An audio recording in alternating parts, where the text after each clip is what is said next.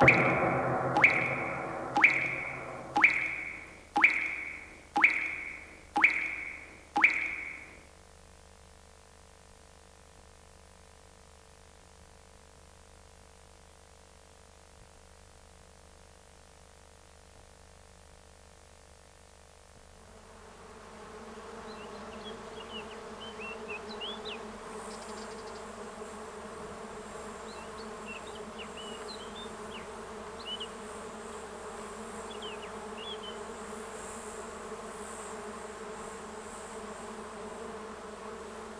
ruche, c'est vraiment le prototype même de la machine à habiter.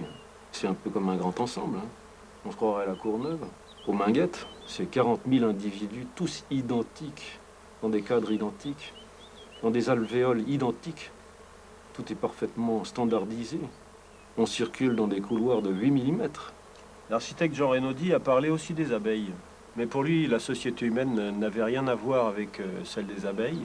Les hommes sont tous différents. Il n'y en a pas deux identiques. Et il faut respecter cette diversité, la richesse de cette diversité. Et c'est pour ça qu'il faut leur donner à chacun un lieu spécifique et pas comme aux abeilles des cellules toutes identiques. Une petite moresque, Jean-Pierre. Ouais, volontiers. Allez, zoom.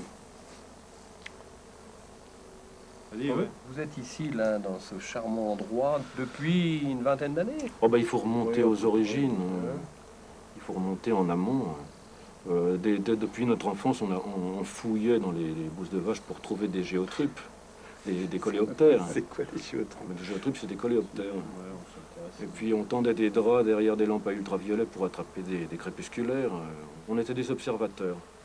Et puis après, la nature est devenue une source d'inspiration. Puis ça faisait longtemps qu'on cherchait une colline où on puisse se ressourcer. La moindre fleur, le bruit du vent, et ces choses qui se retranscrivent dans ce qu'on fait. Évidemment, en peinture, c'est assez évident, mais en architecture, c'est déjà plus difficile.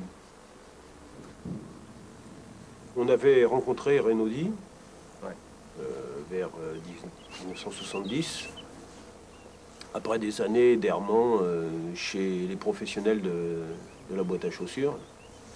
C'était des gens qui se posaient pas de questions, quoi. Ils allaient grands ensemble. Ouais, on leur disait 2000 logements, les mecs ils sortaient ça en quelques semaines, tu vois, en faisant des recto verso. J'étais étudiant, donc il faut bien que je gagne ma croûte. Il y avait 250 nègres, on travaillait jour et nuit. Enfin, Et après, tu rencontres Renaudie. et à cette époque, ils travaillaient sur des drôles de projets avec des pointes et des logements tous différents et de la terre dessus. On pouvait escalader ces bâtiments et ils devenaient des collines vertes. En fait, il exprimait une architecture complètement opposée à ce qui se pratiquait à ce moment-là. Et à la lumière de cette expérience, on s'est défini un peu par rapport à ce qu'on refusait de l'architecture des villes nouvelles et des grands ensembles. Il prenait un parti diamétralement opposé en superposant les fonctions, en les mêlant, en les imbriquant les unes aux autres, alors qu'on séparait les fonctions à cette époque-là dans la ville. On habitait, circulait, travaillait, se cultivait. Les fonctions étaient complètement séparées les unes des autres. On a eu l'impression qu'on enfermait un peu Jean Renaudie dans une espèce d'archétype. On le mettait dans un musée après sa mort. Et comme s'il s'était rien passé, quoi. Et ça, c'est terrible. Parce que son expérience d'urbanisme est unique au monde. Notre première rencontre historique, c'est Pierrefitte, quoi. Hein, c'est un grand ensemble de Pierrefitte où on a failli avoir 20 tours répétitives. Et, On a donc la partie centrale qui est restée comme elle était, avec des tours de 18 niveaux, comme qui était prévu. Et par contre, dans cette partie-là, on a réalisé des bâtiments qui font 5 niveaux, et dans la partie nord, des bâtiments qui font 5 à 6 niveaux aussi. Alors on a par exemple un plan de niveau dans lequel on voit que les logements sont différents et qu'ils ont tous, ou presque, des terrasses avec de la terre. On a ici quelques exemples où on voit une partie centrale qui est avec des ramifications et qui permet aux gens de personnaliser des endroits qui correspondent à chaque fois à quelque chose de particulier.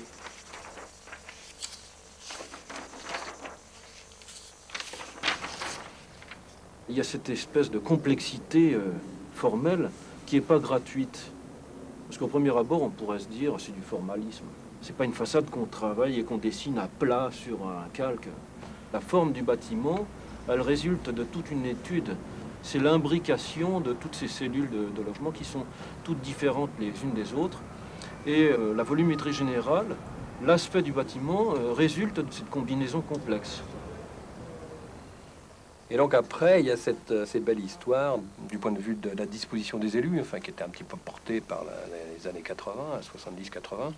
C'est Sylvie, premier adjoint Aubervilliers, qui apprend je sais pas, on était dans une visite, qui apprend que vous ne pouviez pas construire votre projet de 200 logements à Pierrefitte et qui dit, mais il faut me les amener à Aubervilliers. Et 8 jours après, vous étiez à Aubervilliers, vous avez construit 120 logements. J'ai habité, moi, en tant qu'ancienne d'Aubervilliers, dans des tours de 17 étages. Et donc, je suis tout à fait à même de faire la différence. Quand on se promène à l'intérieur de la maladrerie, il y a quand même des petits passages, des petites rues pavées. On a mis des arceaux, il y a des petits rosiers qui grimpent. Enfin, je veux dire, il y a toute une conception aussi là qui va avec l'ensemble. C'est-à-dire, c'est plus des lignes droites, c'est des courbes, c'est des choses qui coulent. Et je trouve que ce sont des appartements qui permettent une ouverture sur l'extérieur qui est tout à fait agréable. On a l'impression effectivement non plus d'être dans un appartement, mais dans une petite maison avec un petit jardin sur lequel on peut aller. C'est vrai que c'est plaisant, c'est aussi des terrasses qui sont mitoyennes et qui permettent de communiquer. Donc j'ai des bonnes discussions avec ma voisine. Elle sait que je suis là, je sais qu'elle est là, donc c'est convivial. Il y a une association qui s'est créée, qui s'appelle Terrasse et Jardin, qui s'est créée il y a 2 ans, parce qu'effectivement, il y avait une menace de bétonnage des terrasses suite à des problèmes d'infiltration. Et alors là, effectivement, je trouvais que ça allait complètement à l'inverse du projet initial, puisque le béton, c'est quand même du béton brut, et qui a le béton brut parce que on suppose qu'au niveau des terrasses, il va être habillé par la verdure, par toute la végétation, et c'était une aberration. D'ailleurs, bon, le projet de bétonnage des terrasses s'est arrêté, et j'en suis ravie. Moi, je suis bien contente d'habiter cette cité maladrerie, qui est une espèce de Chambord, voilà, on pourrait dire comme ça. Ce qui m'a bien plu, c'est cette idée que on n'était pas des consommateurs passifs d'un espace qui nous était donné, mais qu'on était sans arrêt sollicités pour nous-mêmes apporter des modes d'occupation, des façons d'investir cet espace. Ce qui fait qu'aujourd'hui, 15 ans après, j'ai autant de plaisir à y être que lorsque j'y suis arrivé. En fait, c'est une architecture qui permet de ne pas s'ennuyer. Et je trouve ça très, très stimulant. Là, ça a été vraiment la coupure avec les appartements tous identiques. Je trouve très agréable quand on va chez sa voisine d'avoir un appartement complètement différent du sien. C'est plus du tout la monotonie, c'est plus du tout le même cadre de vie pour chacun, les mêmes 2 pièces partout. En plus, bon, quand on regarde comme ça sur l'extérieur, c'est pareil. La façon dont les constructions sont faites à l'œil, il y a des coupures, il y a des cassures qui font qu'on n'a plus non plus l'impression dans une grande ville avec des immeubles très hauts et très cubiques. Sauf qu'entre-temps, les choses ont considérablement évolué, c'est tant mieux. Aujourd'hui, l'attente, elle est autre, elle est beaucoup plus structurée. Et je trouve que c'est bien qu'une architecture puisse répondre à ces nouveaux types d'attentes. Donc on ne peut plus s'en tenir au simple fait d'héberger. Aujourd'hui, c'est plus compliqué. On ne peut plus développer du consensus. Il faut affronter des contradictions extrêmement dures avec des populations qui ont beaucoup bougé, qui vivent des situations plus violentes. Et on le sent. On est dans cette violence en permanence. À un moment donné, il y a eu des hommes du politique qui sont engagés. Moi, je trouve qu'ils ont été sacrément audacieux. Et que c'est peut-être ce qui nous manque le plus aujourd'hui dans la société, c'est cette audace-là.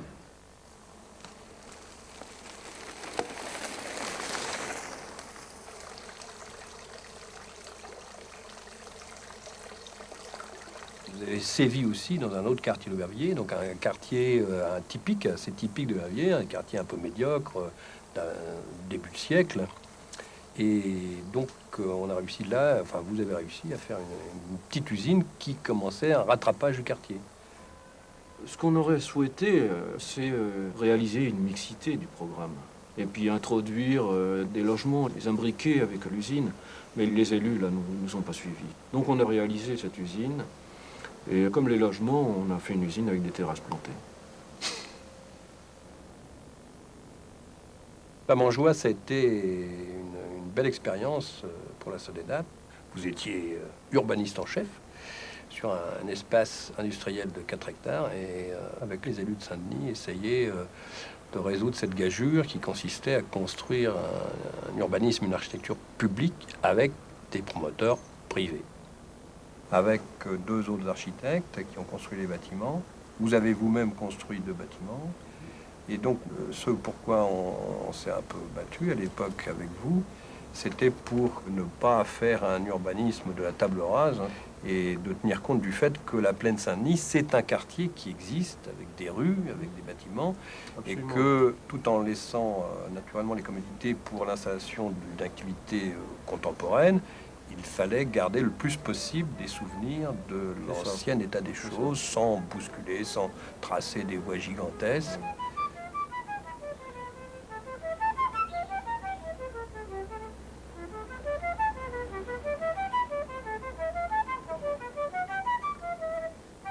On a fait des réverbères, les panneaux d'affichage devant les entreprises.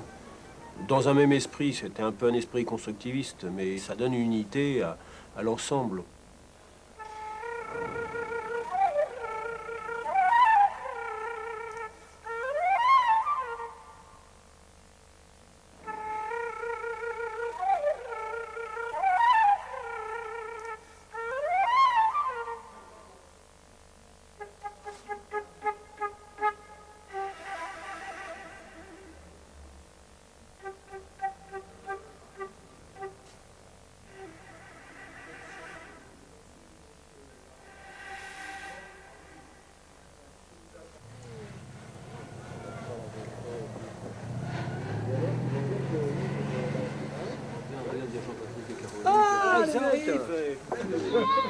Bonjour, ça va? Bonjour. Ah bah ouais, ça va bien.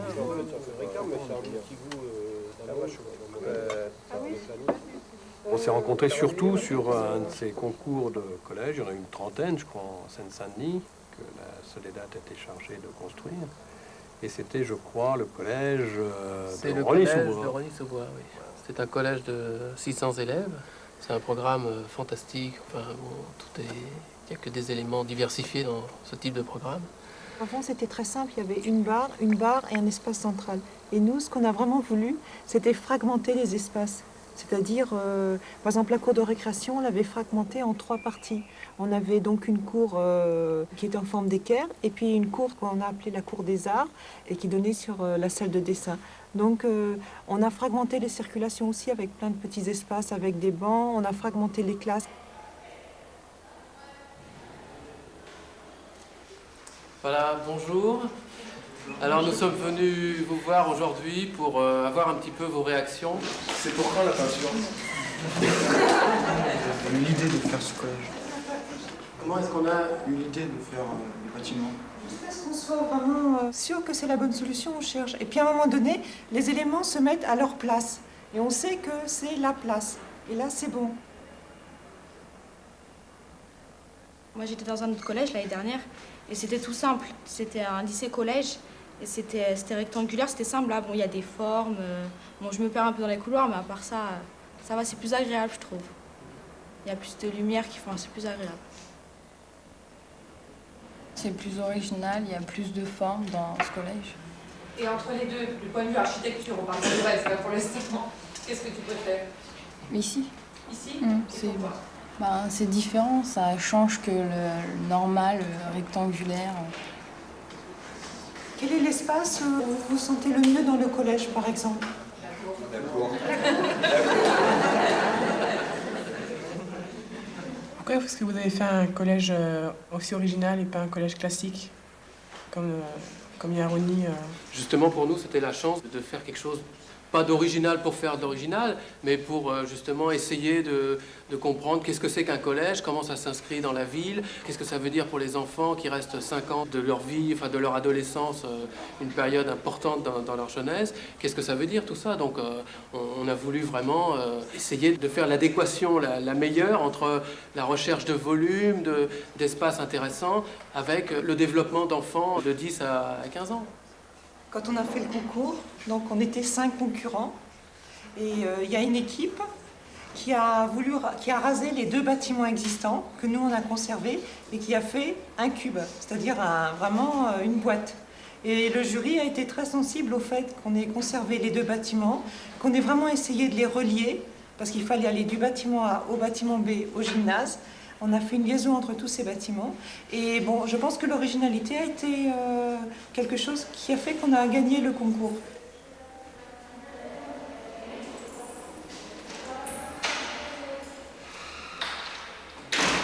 Ce qui séduit tout le monde dès qu'on arrive dans ce collège, je crois que c'est l'espace. C'est la lumière, c'est la beauté des lignes, c'est le beau que l'on peut transmettre à nos élèves. Le hall, c'est le point de rencontre, c'est le point de rencontre culturel. Tout au long de l'année, il y a beaucoup d'expositions et c'est le point de ralliement, finalement, c'est le cœur du collège.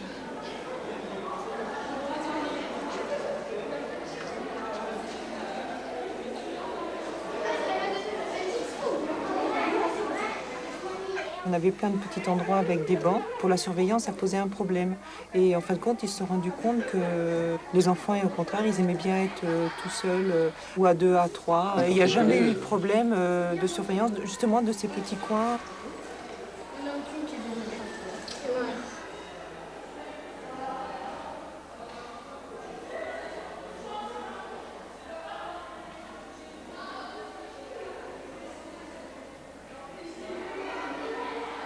Quand on a quelques temps, on peut se mettre là, on peut s'asseoir. C'est agréable, moi je trouve. C'est un petit coin un peu reculé du collège, quoi. Ouais. On se perd, alors c'est comme un labyrinthe, mais plus facile. Et c'est bien de se perdre? Ouais. On se perd souvent, alors à force on est habitué à se perdre. Parce que c'est une forme bizarre, c'est vraiment recherché. Vraiment, c'est vraiment recherché. Rechercher dans quel sens? Bah, rechercher dans la tête, rechercher, je sais pas moi, vraiment c'est fait d'une... Voilà, artistiquement, c'est vraiment très joli, il y a des points de vue...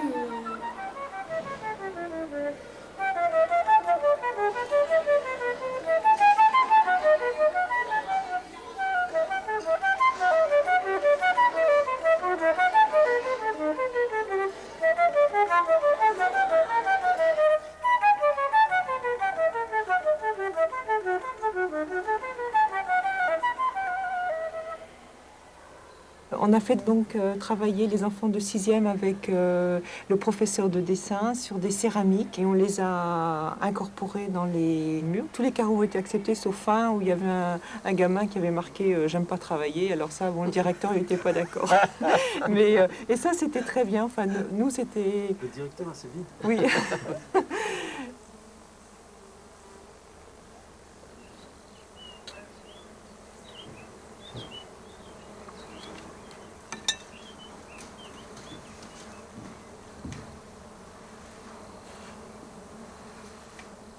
L'exemple des cités-jardins est très important.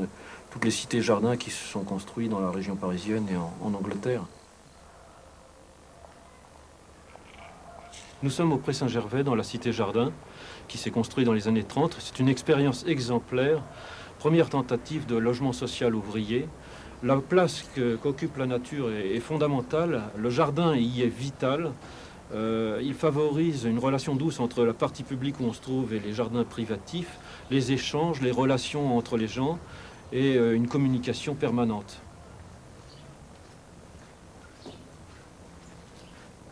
En 1975, on démarre le projet de Préchaussière à Aubervilliers, 75 logements HLM.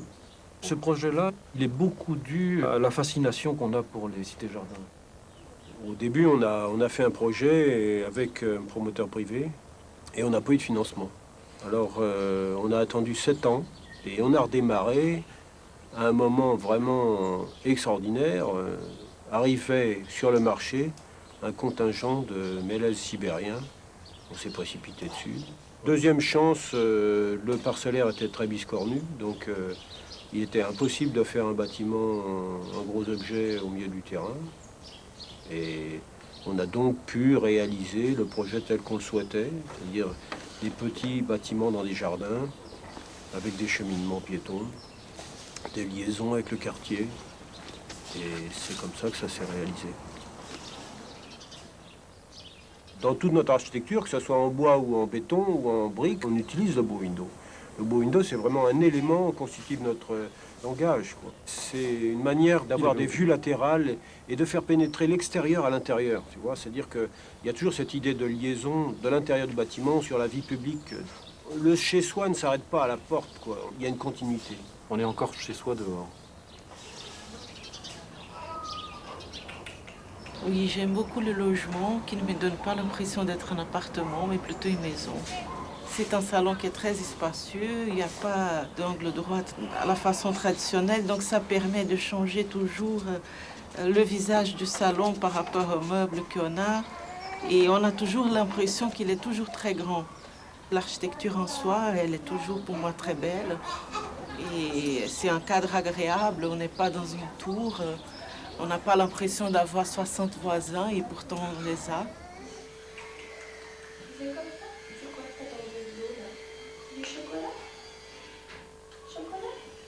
Dès qu'on a vu l'allée, l'appartement, on a flashé dessus. Sur le jardin, ça nous a tout de suite séduit, ça. Le fait que ça soit en bois. Ouais. C'était chaleureux. C'est familial, on a l'impression que tout le monde se connaît comme en province. Et on se rend compte, on se dit bonjour, alors que bon, dans les blocs, ça fait moins familial, c'est moins chaleureux. On vit dans le jardin, en fait. On vit quasiment dans le jardin. Ouais. Surtout l'été, on a l'impression d'être toujours en vacances. Le rapport entre la nature et l'espace construit est fondamental. Et c'est quelque chose qui nous a inspirés dans notre recherche. Et c'est pour ça qu'on est venu habiter au Pré-Saint-Gervais. La Villa du Pré, c'est un des plus anciens parcellaires de la région parisienne. Il date de 1850 et au début c'était une cité ouvrière. Alors ça a évolué parce qu'il y a eu la loi Loucheur et les gens sont devenus propriétaires. Et ce qui est intéressant, c'est qu'on est chez soi dans la maison, on est chez soi dehors et on est chez soi dans la rue finalement. Et on est chez soi dans la ville.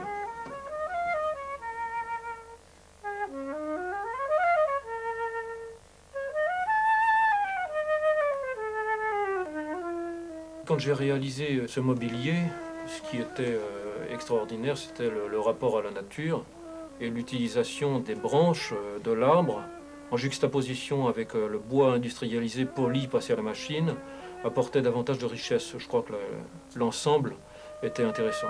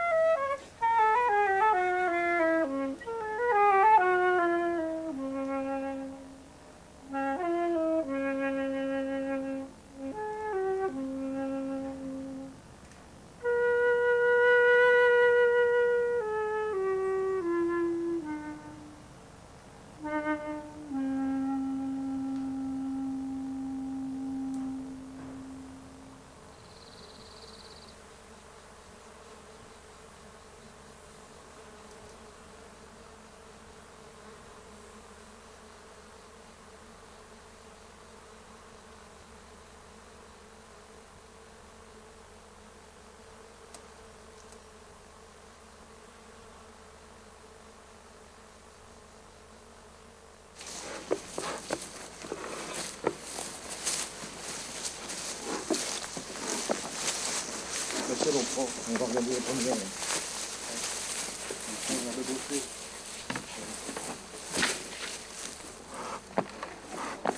Là, c'est des c'est des panneaux d'architecture, parce qu'on espère toujours qu'elles vont faire autre chose que des hexagones. Alors on aimerait bien qu'elles fassent des pointes. Oh, elle est belle celle-là, voilà, elle est belle. Elle va bien travailler la petite. C'est le corps. Allez, du calme dans les rangs. Oh, c'est pas. Si, il y a du couvain. Non, c'est bon. Il y a de la bouffe, il y a du couvain, du pollen, il y a tout. Il y a tout ce qu'il faut. Elles s'intéressent beaucoup à l'architecture, les abeilles. Ça paraît invraisemblable, mais c'est quelque chose qui nous permet d'avoir une relation spécifique